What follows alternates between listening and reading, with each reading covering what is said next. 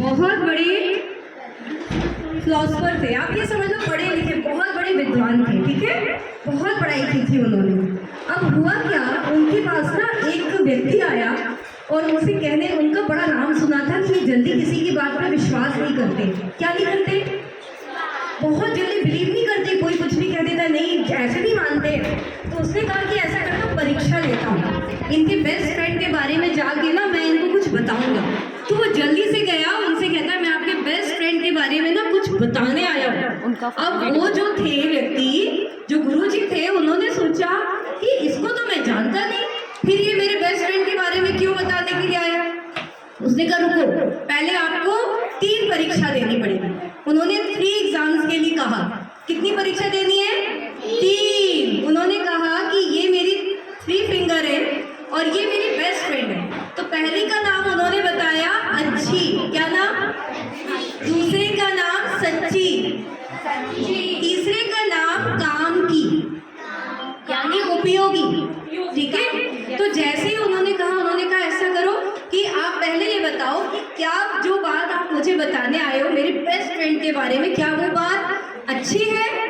तो उसने कहा नहीं, उतनी अच्छी तो नहीं है, पर आप सुन लो। उसने कहा नहीं, मैं नहीं सुनूंगा, अभी आप एक परीक्षा में फेल हो गए। अब दूसरी बताओ बात, क्या वो बात सच्ची है?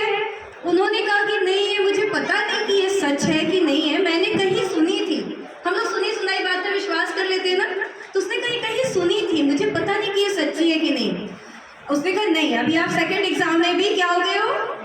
फेल। उन्होंने कहा अच्छा आप बताओ, ये तीसरी फिंगर आपसे पूछ रही है, क्या वो बात मेरे काम की है? मतलब अगर आप वो बात मुझे बताओगे तो कुछ बेनिफिट है मुझे? उन्होंने कहा कि नहीं, मतलब आप सुन लो, कोई फर्क नहीं पड़ता। तो उन्होंने तुरंत उसको स्टॉप कर दिया, बोले नहीं, अब हमें आपसे बात नहीं करनी, अब हम आपकी कोई बात नहीं सुनेंगे, क्योंकि अगर जो बात आप मेरे बेस्ट फ्रेंड के बारे में मुझे बताने आए हो वो बात ना तो अच्छी है, ना तो सच्ची है, और ना तो मेरे काम की है, कोई यूज नहीं उसका, तो मैं आपकी बात क्यों सुनूं? तो उसके बाद उसको समझ में आया कि हाँ, मैंने सुना था कि ये किसी की बात पे विश्वास नहीं करते हैं। तो ये कहानी मैंने इसलिए आपको सुनाई कि कभी भी आपको जैन धर्म के बारे में, अब आपको तो इतना सारा ज्ञान हो गया और धीरे धीरे पाठशाला में आओगे तो आप तो जैन धर्म के प्रकांड विद्वान बन जाओगे।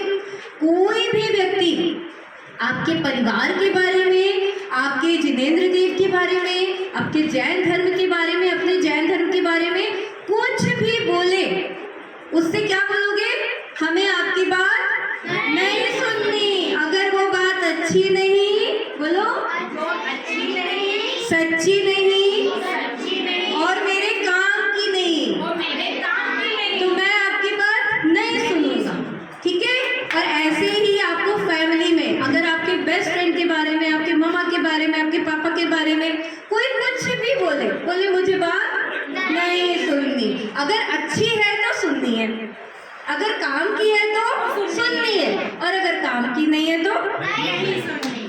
तो उस व्यक्ति को पता चल गया, उसने उनसे माफी मांगी और उन्होंने उनको माफ कर दिया, क्योंकि माफ करना जैन धर्म का परम धर्म है, सिद्धांत है कि हमें सबको क्षमा कर देना चाहिए, ठीक है बच्चों। ये कहानी कौन याद रखेगा? जल्दी बताओ, कितने लोगों को सुनाओगे?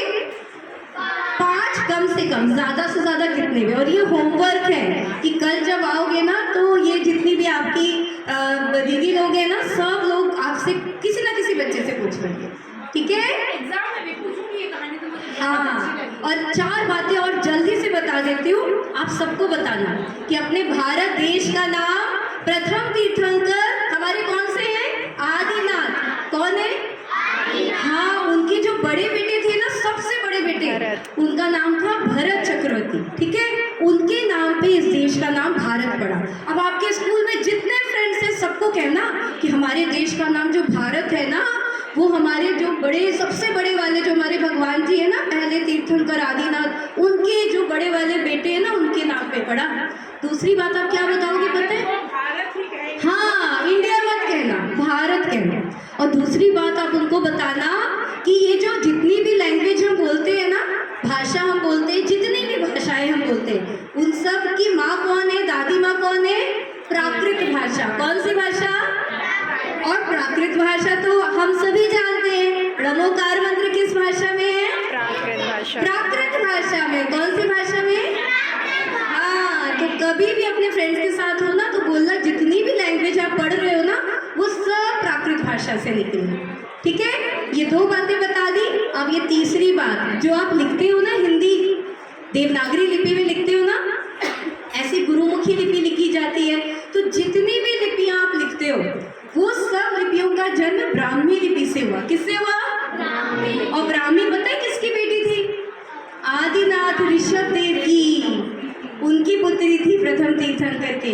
तो ये सारी चीजें आपको याद भी रखनी है और दूसरों को बार बार बतानी है ताकि आपके फ्रेंड्स को बिल्कुल पक्का पता चल जाए कि भारत का नाम कैसे रखा गया, सभी भाषाओं की जननी क्या है। याद रखोगे? मैं आऊंगी बीच में एग्जाम लेने, जोर से बोलो। इन सबको रिकॉर्ड करो, ये बोल रहे ना यस बोलो एक बार जोर से, हम याद रखेंगे। बहुत बढ़िया।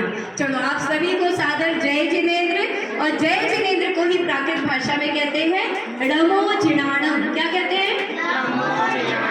तो जब भी अब आप बोलोगे पाठशाला में आओगे तो पहले बोलना णमोजिणाणम, फिर बोलना जय जिनेंद्र। बोलो णमोजिणाणम जय जिनेंद्र, णमोजिणाणम जय जिनेंद्र।